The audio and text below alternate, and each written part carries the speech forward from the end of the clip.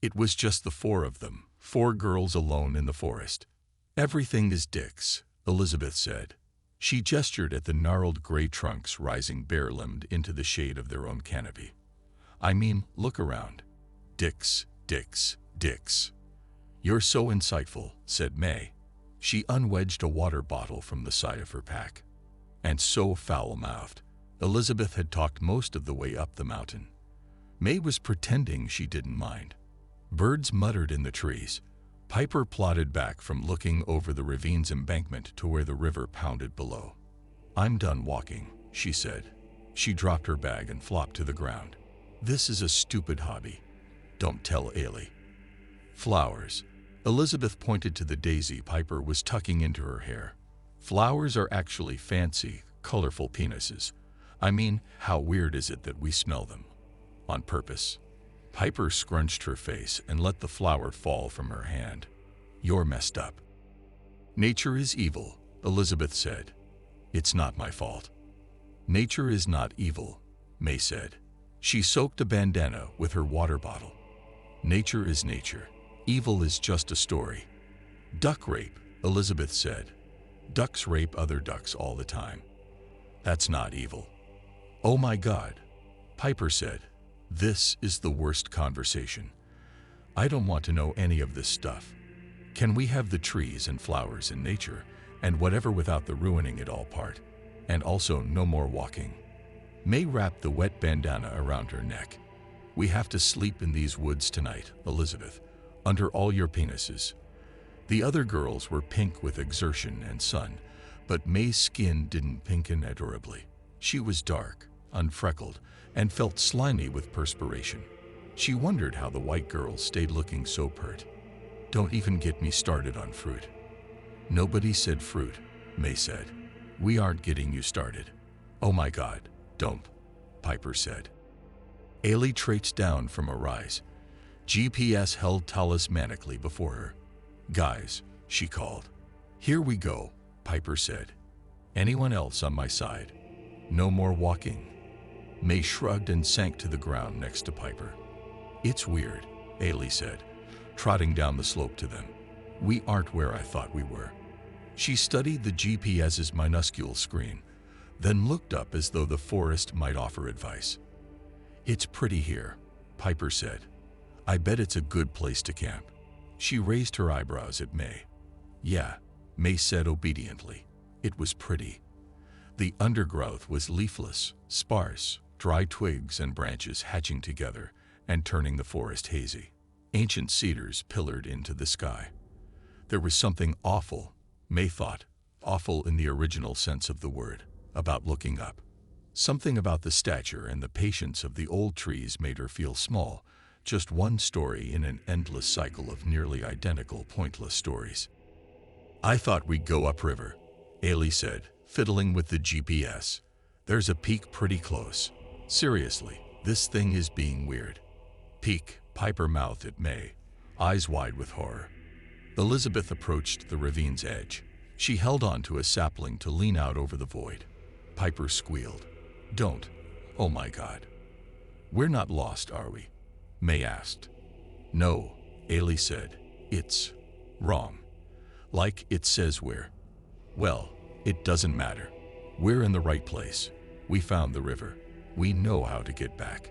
She gestured at the other girls. "Let's go." Elizabeth scrambled a few steps down toward the river. Piper and May exchanged dubious glances. "Why not camp here?" Piper said. Ailey stared. "We're almost there." She crossed her arms. Ailey was in the Mountaineers. Ailey was in charge. "Almost where?" Elizabeth called from her perch over the river. "We're in the middle of nowhere." "That part of the middle of nowhere is probably not much different from this part." Something loosed under her shoe, and she slipped, cursed. The sapling bent but held. Elizabeth was Ailey's best friend from high school. Elizabeth had provided a running commentary all day of potential disaster, mishap, and urban legends seemingly designed to prevent any possibility of peace. Piper, Elizabeth's current roommate, had taken responsibility for worrying about snakes, worrying about voiding her balls outdoors, and worrying about potential overlap between the two. Piper had shown up at Ailey's apartment that morning wearing Converse sneakers. Ailey made her buy boots at a Walmart on the way out of the city. May wasn't sure why she'd been invited. She liked Ailey. They'd met at a mutual Tay's Awful Kegger. The TA was drunk and getting creepy, and May had noticed and dragged Ailey away for a made-up emergency that required both of them to hide in the downstairs bathroom and then leave out the window. They'd been lab partners the following semester. Ailey had told the story about the window escape on the morning's long drive and made it seem like something they'd done for fun, like a joke or something. Maybe only May had noticed the TA's weird intensity, how he had cornered Ailey in his cheerless, abandoned dining room with a hard, intentional look. Maybe May's compulsion to push the dining room door all the way open and rescue Ailey had been misguided. Maybe Ailey really did think the two of them had snuck out of the party because why not? Anyway, they hadn't exactly been besties or anything. Only the shared, strange night, and then a semester sharing the lab bench. Maybe May was just there for color. Nobody except Ailey had ever been backpacking before, but probably they'd all be fine. Eventually, Ailey capitulated, and they pitched 2 tents in a ring of enormous cedars. Elizabeth stretched her arms toward their crowns. Nature's glorious phalluses. "You have dick on the brain," Ailey said. "Go find firewood." Piper spread out on the ground between the 2 tents. "My tummy hurts," she said. May and Elizabeth dragged armloads of sticks into camp, and Ailey sorted the pile, snapping branches against her knee. The sun hadn't begun to set, but their little camp in the trees was dusky and cool. There was plenty of firewood, so they started a fire early. The river noise mortared the empty space between the trees. "We should tell scary stories," Elizabeth said. "No, we should not." Piper lay next to the fire, head on her pack. "We definitely should not do that." "You're right." Elizabeth eyed the sky. "We'll wait till dark." "Also nope." "Okay, what about, like, creepy stories?" May unlaced her boots. God, it felt good. "Aren't scary stories a requirement when you're camping?" "They are not," Piper said. "There's no requirement." Ailey patted Piper's shoulder. "Okay, the rule is, if Piper says stop, you have to stop." "No means no," said Elizabeth. "I already said no," said Piper. "No clearly does not mean anything to you assholes." "Oh, come on, Pip," Elizabeth said. "We'll be nice." "What I do," Ailey said, "is I figure out why the story can't happen to me. Like the Babadook doesn't live in my basement because both my parents are alive. See, you neutralize it. You can basically always find a reason why you're okay." Piper crossed her arms over her chest, an angry sorority sarcophagus. "I'm covering my ears." She made no move to do it. There was a pause to allow Piper's disapproval to smoke away. A breeze clattered long fingers of underbrush, a quiet tick-tick-ticking over the river's constant rumble. Overhead, high in the canopy, leaves hissed. "So I heard this story," Elizabeth said, leaning forward, "about some kids out in the woods. They kept hearing." May groaned. "I saw that subreddit last week too. It was stupid. Why would a rapist hide in the woods? It doesn't make any sense. If he's looking for victims, he'd be better off anywhere, pretty much. The internet is a liar." "Just cause it's on the internet doesn't mean it's automatically untrue," Ailey said. "It must come from somewhere." "Yeah," Elizabeth said, "like the girl who was playing the elevator game in that hotel in LA, and then they found her dead in the water tower.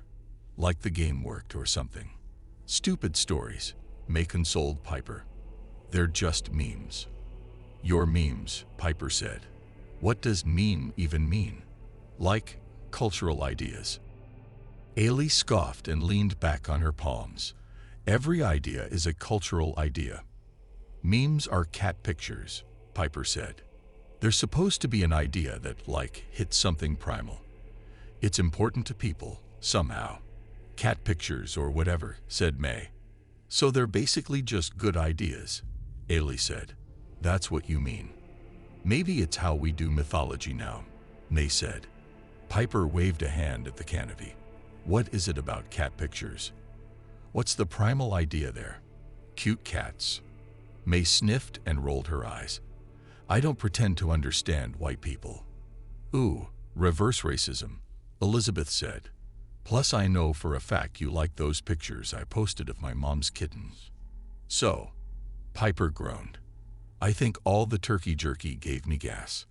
My condolences, said Ailey to May, who was Piper's tentmate. They sat in the quiet, the rhythm of the river holding them. So I saw this story, Elizabeth said, and Piper groaned again. No, it's not scary. Not really. It's just some legend. It seemed like it might have been made up, but I couldn't tell, and I ended up doing a bunch of research. By research, Ailey said, do you mean going down a click hole? That's not research. I think it's interesting, May said, how stories get changed around on the internet. People making up legends, like Slender Man. People got obsessed with it, and that made it almost true. It didn't matter that it wasn't an old story. People got into it, and that made it as real as, I don't know, Santa or the Virgin Mary. It makes me think all stories are real at some point. There's something that's so compelling we have to tell the story over and over again, like we're trying to refine it. Right, Elizabeth said. Exactly. I wanted to know where this one came from. Have you heard of stick Indians? That sounds racist, Ailey said. Stick Native Americans, Piper said. A trace of sunlight flickered over her closed eyes. They call it stick Indians. I didn't make it up. Repeating things doesn't make them not racist, May said. She hadn't meant to say it so vehemently. She glanced around their circle to see if anyone had flinched and relaxed her shoulders. Okay, so Elizabeth said. Someone posted this story. It was obviously a story. It had characters and a plot, and whatever. Real stories aren't that well organized. A bunch of kids were out camping and were hassled by this tree monster. Whatever, it was dumb, but I hadn't heard about stick Indians before. Now Piper watched Elizabeth, interested. Ailey poked at the fire. Anyway, I looked around, and there wasn't much info. A couple old websites with Yakama Indian legends, but all the sites had basically the same story, and you could tell it was copy-pasted. That first site I saw referenced some books I couldn't find on Amazon, but I saw the same titles in a couple different places, enough to make me think the books might at least be real. You could try a library, Ailey said, like where actual research is done. May snorted. You're such a snob. You just said like 5 minutes ago that the internet isn't automatically false. I'm a tactile experience snob, Ailey said. I like the real world. I don't hate the internet. You definitely don't hate Instagram, Elizabeth said. See, I don't hate Insta. Aw, Piper said. She has a cute nickname for her BFF. My cousin has a dog named #, Elizabeth said. But guys, stick Indians, that's what the Yakama people say, apparently, so it's not racist, and don't yell at me. They're like leprechauns or Sasquatches or fairies. Vague, Ailey said. Piper laughed. They're either huge or tiny, and they're evil or maybe they're good, so anywhere in there, go ahead and pick something. She pressed a hand to her belly. Ow. Fart it out, Ailey said. You'll feel better. It's not like I'm trying to keep it in over here. Elizabeth gave Piper the side-eye, but kept talking. Yeah, exactly. Everything's really vague about what they actually are. But the idea is they're forest spirits who look like trees. Troublemakers. They fuck with travelers. They protect the places men shouldn't enter. See, Ailey said to Piper. You're safe. It's only a problem for men. For once. Prostate cancer, May said. Dude, my uncle had prostate cancer, and it was hella my aunt's problem. Ailey said. She was exhausted all the time. Okay, you win. They have fluty voices, and make whistles and snaps to try to lure people into the woods. Elizabeth continued.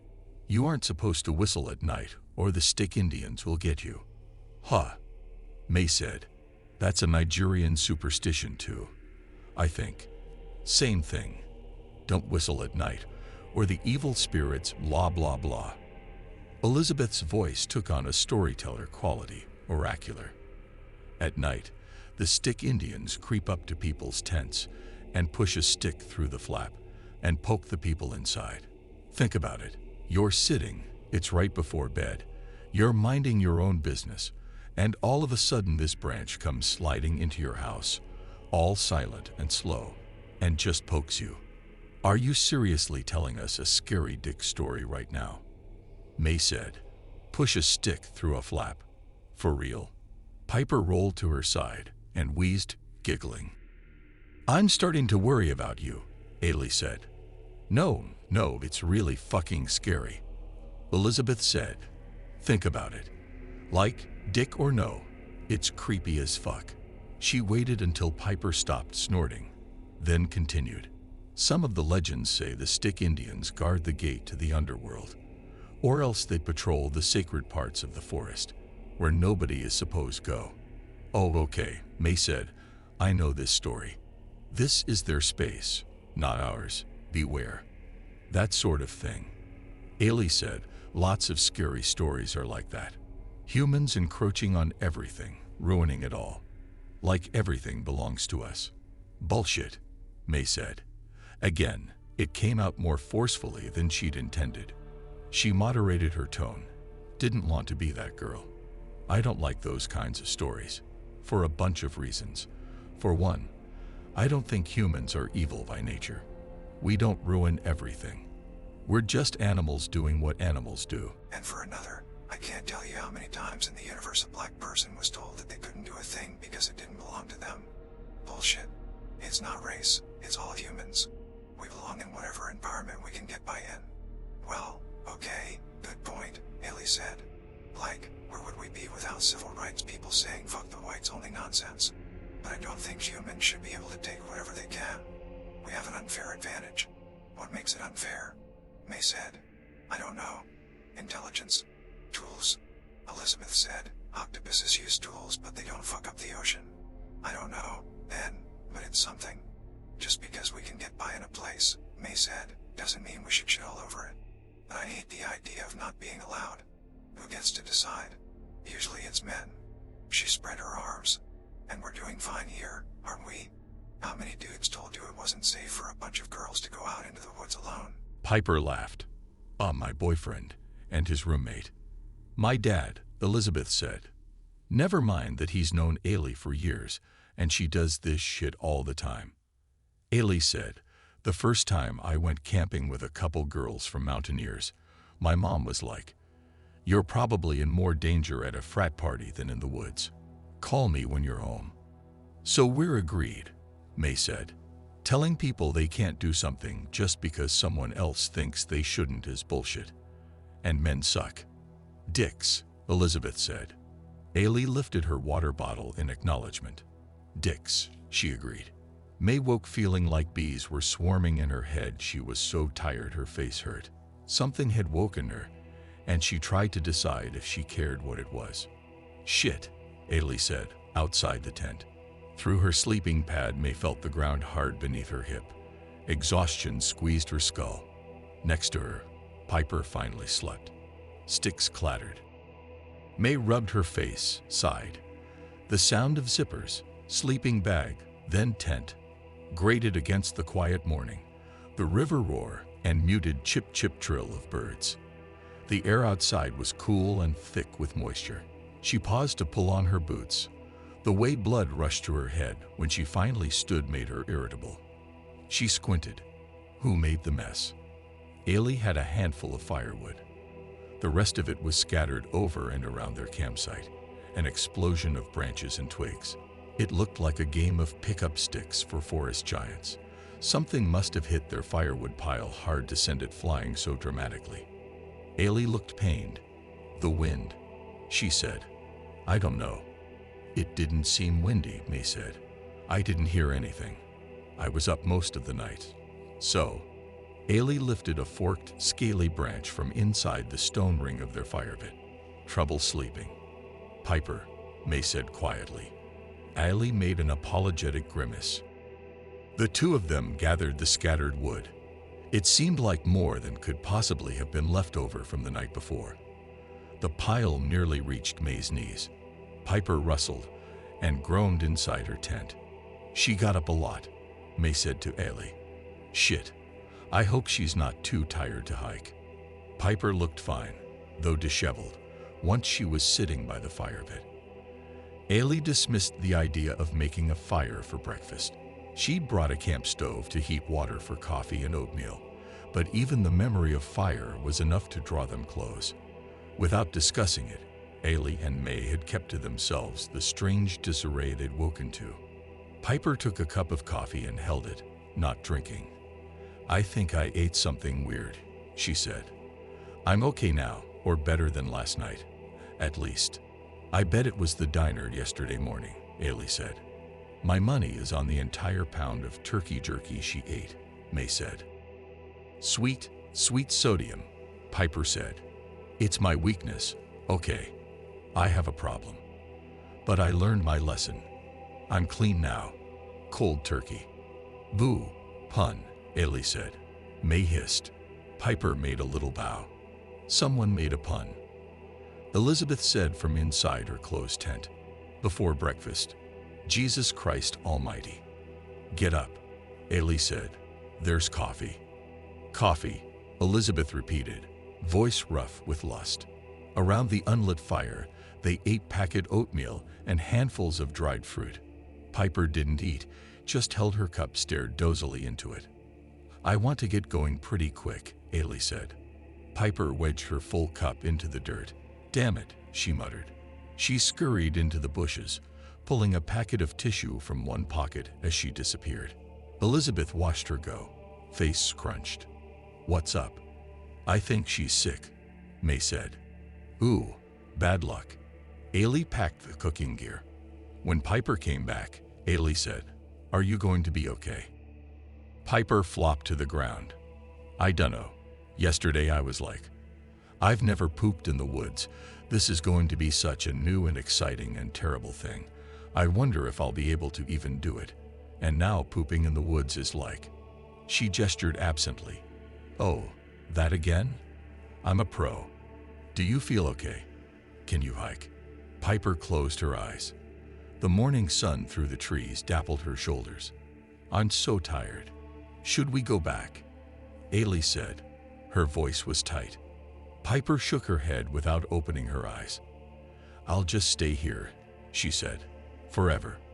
They were all quiet for a moment.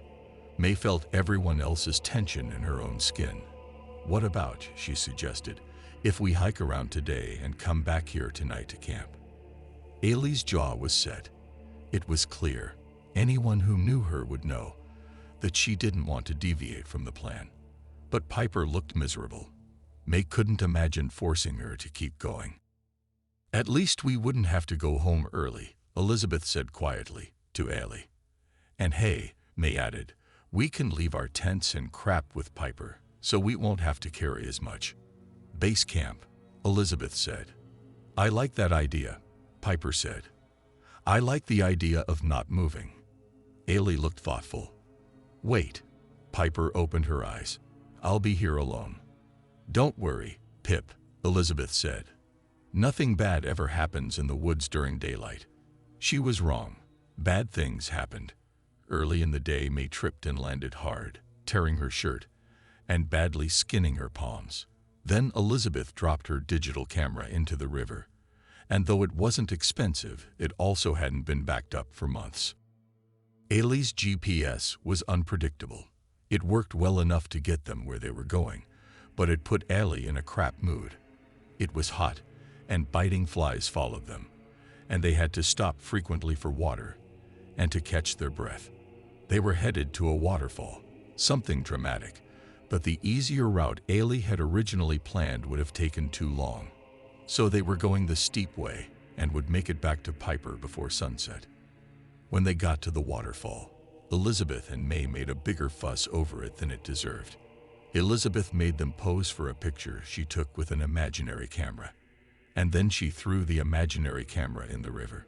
They sat on a rock and ate a late-power bar and string cheese lunch. At least the hike back was downhill. They followed a ridge arcing away from the river. Gaps between branches showed glimpses of a valley tumbled with boulders. Wind hassled the pines. "What's that?" Elizabeth said. Her brow was furrowed. She looked out and down through a clear spot on the side of the ravine. "Is there a road down there or something? I think I hear an engine." May joined Elizabeth at the vista. "Could be a plane." "No road," Ailey said. "It's probably just a weird echo." "Maybe there are other hikers down there," Elizabeth said, and Ailey shrugged. When they trudged into base camp, exhausted and thirsty and ready for dinner, Piper didn't greet them. "Hello," Ailey called. "We're back." One of the tents rustled. The girls looked at each other, and Elizabeth took a step away. "Hey," Piper called, delayed and strange. May dropped her pack and unzipped the tent. "Hey," she said, "you good?" She stuck her head into the tent, then recoiled. "Ooh, girl, if that smell was inside you, no wonder you weren't feeling well." "I'm sick," Piper said, still sprawled in her sleeping bag. Her voice was small and grave. "I've been throwing up all day." Ailey crouched by the tent opening. "You look pale," she said. "Are you okay?" "Fuck," Elizabeth yelled. "Holy shit." May jumped to her feet, looking around. "What?" Something was crashing away through the bare undergrowth, a slim dark shape fading among the other slim dark shapes of the forest. "It was right there," Elizabeth said. "Holy shit." May squinted. "A deer." "I'm sick," Piper said to Ailey. "I think I need to go to the hospital." "Fuck," Ailey said. "It was huge," Elizabeth said. "It was right there." May crouched down again, squinting into the woods. She asked Ailey, "How long would it take us to get down to the car?" 4 hours, at normal speed. Elizabeth said, "If that was a deer, then I'm motherfucking Teresa. It was a moose. At least. But like, a starving one." Ailey and May looked up at the sky. Already the anemic light came slanted from the west. "Guys," Elizabeth said, "did you see its horns? Antlers, like it had huge fucking trees on its." "Shut up for a second," Ailey said. "Piper's really sick." "Yeah," Elizabeth said, "but, okay. But did none of you see the thing though?" "It was a deer," May said flatly. Elizabeth scowled at her. They huddled around the ashes of the previous night's fire to confer. It was too close to dark, the route too steep. "It's better if we wait till morning," Ailey said. She'd taken over the administration of Piper's illness and had moved her sleeping bag in next to the sick girl, relegating May to Elizabeth's tent. May had not complained. "And maybe you'll feel better with some sleep, Piper." From her sleeping bag in the zipped-open tent, Piper grunted, too miserable to respond. May panicked awake in the dark. For disorienting seconds, she wasn't sure why she was cold, nor why the world was so slippery and unstable. And she wasn't sure why she had woken, except that it was urgent. When it happened again, the scream was dangerously close to May's ear. It was more of a yell, low-pitched and open-voweled, not the helpless keen of something lost, but assertive, purposeful. "It's back," Elizabeth bellowed. "It's here. What the fuck?" And then there was a slick weight on top of May, and an elbow found her gut and shoved out a yelp. "What the fuck?" Elizabeth said again, almost in May's face. Her sleeping bag thrashed. A flashlight infused the tent with light from outside, and for a moment, May saw Elizabeth's face, frightened and pallid. Trapped, May tried to wiggle her sleeping bag away from the other girl. "What is it?" Ailey called, nearby. "What is it?" There was the sound of a zipper in the quiet, river-washed dark. Knees, weight on May's stomach pressing out her breath. She would be bruised in the morning. The tent zipper tore open and freed Elizabeth. The tent rocked. May struggled out of her bag and felt for her flashlight. What is it? Ailey repeated over Elizabeth's fuck, fuck, fuck. Her flashlight bobbed and shuddered, and then made loose, frantic sweets. Elizabeth, what? It was here, she said. The thing, the deer, the moose. Elizabeth. May crawled out of the tent, flashlight on, and floundered with her boots. What's going on? It was here, Elizabeth repeated. She whipped the flashlight's beam in a circle. She must have wrenched it away from Ailey, illuminating the stark columns of tree trunks and the quivering arms of lower branches. It was there. Right there. Ailey spoke quietly. There's nothing there now. The deer, May said. Her flashlight beam joined the sweep. But what were they looking for? Girl, you're freaking out. You stepped all over me. If it's a deer, it won't hurt us, Ailey said. Even if it's a moose. You scared it away. She took Elizabeth's shoulders in her hands. It's okay, she said. You're fine. No, Elizabeth said. No, it's not. It was. She panted. You don't know. None of them wanted to go back to their tents, so they started another fire. Ailey checked on Piper, and then the three of them sat, cross-legged, in the glow. It wasn't a dream, Elizabeth said, because I couldn't sleep. I couldn't sleep last night either, and I wasn't sleeping now. I was, May muttered. I saw it. How? Ailey said. From inside your tent. No, Elizabeth turned, scanning the circle of light cast by the fire. It was the outline. The shadow. Han. Ailey said, it's dark. You need light for a shadow. I know. Elizabeth snapped. I don't know why I could see it. I just could. I wasn't dreaming. May crossed her arms and leaned them against her knees, hands stuffed in her armpits. Her skull felt hollow. She was so tired she didn't care what was going on. If Elizabeth was crazy from stress and sleep deprivation, or if there was another explanation. Okay, you couldn't sleep. Ailey sounded like she was persuading an animal out from hiding. I wasn't sleeping, either. Elizabeth looked over both shoulders at the dark balusters of the forest holding up the night. Did you hear those noises? Like what? I don't know. Snapping. Animal sounds. Ailey shook her head. All I heard was the river, but we are in the woods. Elizabeth groaned and dropped her head into her palms. That's not what I mean. Piper couldn't keep water down the next morning. She would only get up to stagger into the bushes, where May could hear her retching. Pale and disinterested, she didn't complain and rarely moved. She was like a creature gone into hibernation, conserving herself against pain.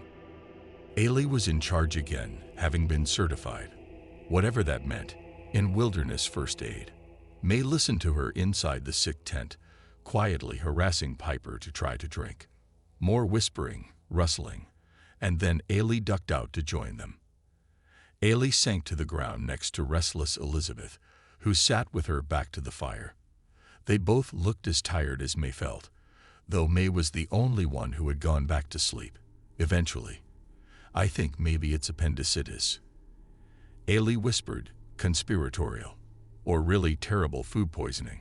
She can't walk, though. It's bad. I'm not staying here another night, Elizabeth said. Ailey held up a hand. She said, I don't want Piper to worry. May matched Ailey's tone. What should we do? Someone has to get help, Ailey said.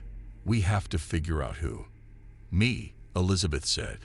I'm fucking going. Okay, Ailey said. Your opinion is registered. I get it. Let's talk through this. Ailey, you know how to get around in the woods. May said, feeling generous, though she also didn't have much of a choice. She dreaded the idea of being left behind with Piper, propping her up as she squatted, straining, over a hole in the dirt, or holding her hair back, smelling the sour, sweet smell of illness and pain and shit and bile. You should probably go. Ailey shook her head. I can show anyone how to use the GPS, and it's not hard to find your way out of here. If you head west, you'll hit the Forest Service Road eventually. Okay, May said. Well, if it counts for anything, sick people freak me out. I'll stay, Ailey agreed. I have survival skills. I can take care of Piper. May felt her body loosen, her mind clear, better than caffeine. Okay, she said. Okay. Elizabeth stood. May realized Elizabeth's bag was at her feet, already packed. She was only waiting to escape. I'm scared, Elizabeth said. Silver evergreen columns shot upward, bare, stories high, their crowns crowded against the ceiling of cloud. Overcast deadened the occasional pipe and rattle of bird calls, and the wind undulated the tops of trees. The dark sky made the greens of moss and ferns in the undergrowth seem fluorescent and unreal. I can tell, May said. She felt better on the move, knowing she was doing what she could for Piper and Ailey. It's okay. We'll be out of here soon. I'm the only one that gets it, Elizabeth muttered. May rolled her eyes. They trekked down into a little ravine, where everything fell still. Moss muffled the rock walls on both sides. Water drained in rivulets over the rough surface, and the patter sounded like a chewing mouth. It was beautiful, May thought, but not in a pleasant way. Traumatic was a better word. It's like Elizabeth said, I've read enough legends and myths. I know how those stories work. I can tell when. She whipped her head around. What was that? It was a bird, May said without stopping. Or a squirrel or an antelope or an elephant. It doesn't matter, Elizabeth. We're fine. Piper's the only one in danger. There are things in the woods that don't want people here. It wasn't worth arguing. If Elizabeth wanted to believe in crazy, then fine, as long as it kept them moving. I mean, Piper gets sick. And then Elizabeth, May snapped. Appendicitis. It's not a curse, it's a coincidence. This shit happens. Bad things happen all the time. You read too many subreddit stories aren't real. Elizabeth whipped around again. She pointed, right into May's face. Her eyes were swollen and red. All stories are real at some point. You're the one who said that. Even stupid fake stories have something real in them. May backed up a step. Hey, okay, but scary stories are just supposed to scare you. That's all they're about. You said it yourself, Elizabeth hissed. People have told this story for centuries. There's a reason. A moral. Keep out. There's something to be afraid of. In the woods. Look, May said, let's go, okay? We both want to get out of here. Elizabeth sucked breath between clenched teeth. She looked a little deranged. May stepped in front to lead the way. There was no trail per se. Deer tracks cut through the heaped undergrowth here and there, making their way easier. It was green everywhere. Thick, luxurious, luminous green, with the occasional slash of red leaves bleeding in contrast. Moss-fogged rocks and dead trees. Branches draped lichen-like hair. They passed into a stand of deciduous trees, birch maybe, all of which canted to the left, as though the land had abruptly dropped out from under them on one side. Wind shushed the leaves. It's been following me, Elizabeth said quietly. It's been following me since last night. May didn't turn around. She didn't need to. They would get out of here, and Elizabeth would stop freaking out. We have to keep going, she said. They stopped in a little clearing at the edge of a ridge where trees were uprooted, knocked flat by some winter cataclysm. The bleached skeletons of the trunks staggered drunkenly off the edge of the slope. Check the GPS, May suggested. I think I remember this part. Down along this ridge, right? Elizabeth's mouth was a hard, pale line. She fished the orange knob of plastic from her pack. This way, she confirmed. See, May said. Almost there. Elizabeth looked over her shoulder, downhill. Ailey said the road we came up on runs along the other side of that hill. Elizabeth nodded toward the bank rising at the far side of the slope they stood above, split at the bottom by a hissing creek. We could cut across. May snorted. She also said it's crazy steep, which is why we started where we did. You remember how it was driving here? The road ran at the bottom of a damn cliff most of the way up. Let's go the way we came. It's only another hour or something. She tucked her thumbs under her backpack straps and turned away. Elizabeth started more slowly, watching down the incline toward the creek. The clouds heaped over each other until they lost their lustrous silver and turned pewter and then coal. May tried not to imagine what it would be like to be stranded and sick in a tent in driving rain. It was early enough in the day. All four of them would be off the mountain before the next morning. Ailey had said someone would come for them right away, on horses or ATVs as far as they could, with a litter for Piper and a whole team of people to carry it. "Do you hear that?" Elizabeth asked. May stopped, turned back halfway. "Hear what?" "The humming." Elizabeth scanned the rubbly slope below them, expression blank as she strained her hearing. Or maybe whistling. Like an engine, her gaze snapped to May. "There's someone on the road." They had to keep going. "We have our own car," May said. The keys were zipped into her pocket. "We aren't trapped. We just have to get to the car and drive for help." "Maybe it's a ranger," Elizabeth said. "Even if it is, we couldn't do anything until we get down to the road. They wouldn't even see us." "There, hear it?" May listened, eyes upturned. "I don't know," she said. "It sounds like some weird echo." "The wind." "Seriously, we're almost back. We just have to keep walking. We could be out of here in minutes if we went over that hill. It's right there." May sighed. "We would be at the top of a steep-ass cliff with a road at the bottom of it, and no way to get down. And we'd still have to walk to the car. And I don't even hear anything. You're making this way more complicated than it needs to be." Elizabeth said nothing. She turned in a slow circle, looking up into the dark pillars of the forest rising above them. The wind pushed the treetops in lazy, bobbing circles. This time Elizabeth followed immediately when May set off, and stayed close. May could see the way the other girl twitched at bird calls, the wide-open flashing of her eyes. Fear did wild things to people. And exhaustion. She shouldn't hold Elizabeth's panic against her. Something crashed nearby. Both girls startled, and May yelped. The bushes uphill shuddered.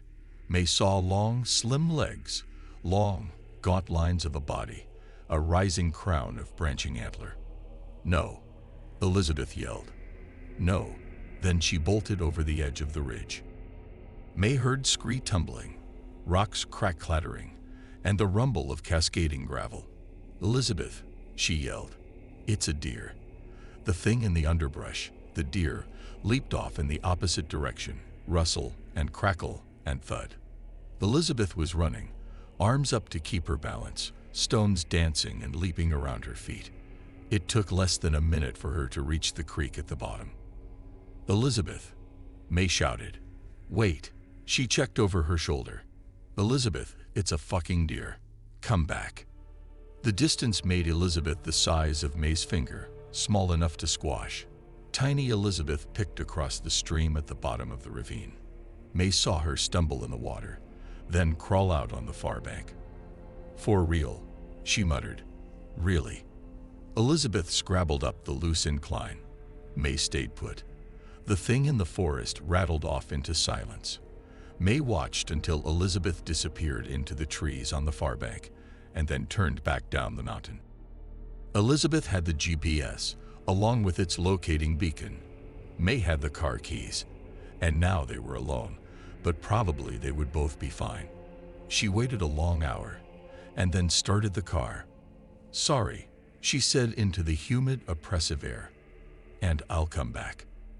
Elizabeth had the GPS. Elizabeth had it, and they both had the coordinates of where Ailey and Piper were. And Piper was sick. There was no cell signal, not anywhere, and the road was deserted. There weren't even road signs. The sky was low and scowling, but holding back, holding its breath. There was no wind.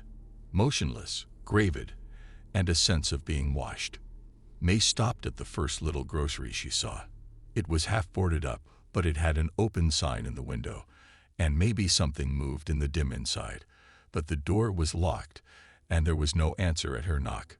Behind her, A crow lighted next to a puddle in the parking lot, its reflection playing against the glass door like a mirror. It dropped a twig from its beak. She drove endless minutes, checking her phone for bars. None of the other structures tucked into the woods seemed alive. Some of the buildings tumbled in at the roofline. Others were barricaded with junk. She stopped once where an old truck sat in a driveway and banged at the door of the trailer until her knuckles hurt. Back in the car, the sky was darkening, the storm shoving closer to the ground, but no rain yet. In the dark fur of pines, she saw a glint of light. A big house, set back, A-frame roof glowing golden at its windows. Its narrow driveway wound into the woods. May felt her pulse in her skin. Maybe she'd get to take a shower today. Maybe whoever owned this house would be awesome, and the emergency personnel would come and take her information and the GPS coordinates, and then she'd be tucked into a bed with cocoa and pillows and cable TV. The driveway was long. Overgrown branches dragged thick fingers along the windows like nails. Despite the neglect, the house the driveway spilled out in front of was ostentatiously nice. Celebrity nice and gloriously lit. Nobody left this many lights on if they weren't home. Her boots thudded the porch boards. She pushed the doorbell. She pushed it again, and when nothing happened, she knocked. Her knuckles ached from the knocking she'd done before, so she used the side of her fist instead. Somewhere in the house, a small dog barked. No one came to the door. May's head began to throb. Inside, upstairs, there was a muffled bump of wood against wood. Frustration burned between her vertebrae. She banged harder, this time on the glass. She wanted to kick the door. "Hey," she yelled. "Is someone home?" God damn it. Overhead, on the face of the house, something slid and clicked. A woman's voice rang out. "Go away." "Hey." May scrambled down the porch steps to find the origin of the voice. "Hello, I need help." "I'm not alone in here," the woman's voice said. The little dog barked again, louder through the open window. May looked up. She felt her arms at her sides, waving like they were flapping, like she would take off and fly up to the pretty, pale, middle-aged brunette who frowned out the open window at her. "I need help. My friend is hurt. She's sick." The woman bared her teeth. May felt the distance between herself and the stranger up there. She matched the woman's expression without thinking, a bone smile of defeat. "My friend is dying in the woods, and I need help," she shouted. Screamed. "Really?" "She's white." May wanted to add, "She's a little blonde and freckled white girl." But she didn't say it. She didn't want to have to say it in order to get into this big, stupid, fancy house. "I'm not alone," the woman yelled again. "And I have my husband's guns. Go away." The windows slammed shut. A small breeze carried a scatter of raindrops. One landed in May's eyelashes. She blinked it away. The clouds seemed to pile on top of the incline behind the house. Far up, for a moment, May thought she saw a dark human shape spidering across the scree. The porch light went out. In the hush, May could hear a wind begin to shake the hillside. She watched it crawl down over the trees toward her. It reached the yard and its landscaped saplings. They tossed their skinny arms. They bucked their backs. They shook their heads. The wind slapped a handful of rain into her face. "No," she thought. "This is ridiculous." She turned her back into the growing wind. The great house before her showed no evidence of its inhabitant. May wondered how the lady had turned the porch light off from upstairs. Beyond the door was a warm-lit, high-ceilinged living room, all hewn wood. Everything in there looked expensive. In the nearby open kitchen, May could see a landline phone in its charging station on the granite counter. Another gust chugged down the hill, this one bringing the resolute thrum of hard rain. The phone was close enough that May could see the numbers on it. She reached for the door, tried the knob without really thinking. Her breath caught when the latch turned and the door swung inward.